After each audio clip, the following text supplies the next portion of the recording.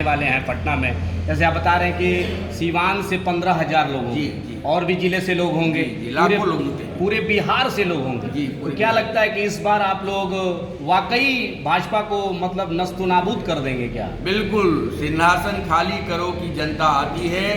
दिनकर की वो पंक्ति 74 आंदोलन में मजबूती से सामने आया था, और इस बार दिनकर की वो पंक्ति संपूर्ण देश में मोदी को हटाने के लिए, जनता के संविधान को, जनता के अधिकारों की रक्षा के लिए एक कारवां बढ़ेगा, एक बड़ा आंदोलन बनेगा, और मोदी जी को 2024 में जाना होगा। लेकिन आपने एक सवाल किया सर कि अडानी अंबानी को मोदी आगे बढ़ा रही है, क्या मतलब देश की जनता को भी तो मोदी सरकार बहुत कुछ दे रही है।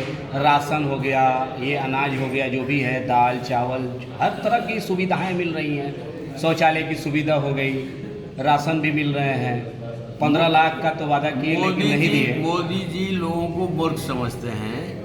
5 किलो के राशन में लोगों को फुसलाना चाहते हैं, और असली हिंदुस्तान की जो संपत्ति है उसको अंबानी अडानी के हाथ में, और गरीब जनता को कुछ मुट्ठी भर अनाज फेंक दो। ये जो राजनीति उनकी चल रही है, वो राजनीति जनता अब समझ गई है।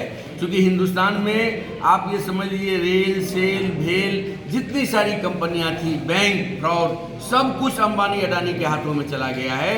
देश की पूरी संपदा का मालिक, हमने पहले ही आपको बताया कि मात्र 21 कारपोरेट घराने के पास में हिंदुस्तान के 70 करोड़ जनता की के बराबर संपत्ति हो गई है। ये जो पूंजी का संकेंद्रण हुआ है, इसके एम्बेसडर कहिए कि मोदी जी खुद बने हुए हैं। तो हिंदुस्तान ने कंपनी राज को हटा करके आज़ादी हासिल किया था, ईस्ट इंडिया कंपनी को भगाया था।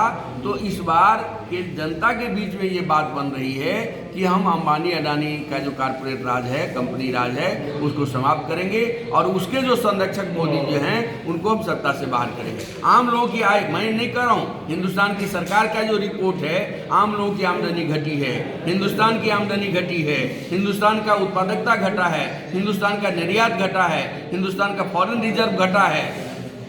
यदि किसी की संपत्ति में बढ़ोतरी हुई है तो मुट्ठी भर जो कॉर्पोरेट घराना है उसके केंद्र में अंबानी और अडानी हैं, और भाजपा के जो लोग हैं, ऐसे लोगों की संपत्ति में ही बढ़ोतरी हुई है।